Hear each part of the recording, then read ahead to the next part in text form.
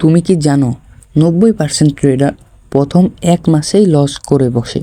আমিও করেছি। একদিন আমার $50 উধাও হয়ে গেল, কিন্তু ওই লসটা আমাকে একটা সিক্রেট শিখিয়েছে।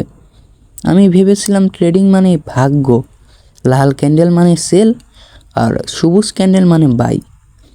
ওই ভুলেই আমি বারবার লস খেয়েছি। তুমিও যদি অন্ধভাবে ট্রেড করো, বিশ্বাস করো একদিন আমার মতো সব হারাবা। কিন্তু তারপর আমি একটা জিনিস বুঝলাম, প্রাইস অ্যাকশন।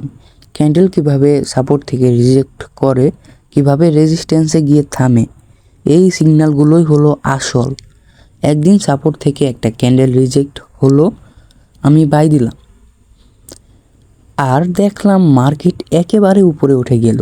তখনই বুঝলাম জ্ঞান ছাড়া ট্রেডিং মানেই লস। শোনো, ট্রেডিং মানে টাকা বানানোর কোনো শর্টকাট না, এটা একটা স্কিল। তুমিও যদি শুধু সিগন্যাল বা ভাগ্যের উপর নির্ভর করো, আজকে হয়তো জিতবা, কালকে সব হারাবা।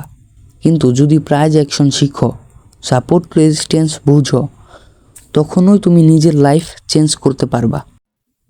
আমি তোমাকে একটা কথাই বলবো, লস থেকে পালিও না, লস থেকেই শেখো। আর যদি ট্রেডিং নিয়ে সত্যি সিরিয়াস হও, আমার চ্যানেলটা ফলো করো, কারণ এখানে আমি তোমার মতো ট্রেডারদের জন্য রিয়েল এক্সপেরিয়েন্স শেয়ার করি।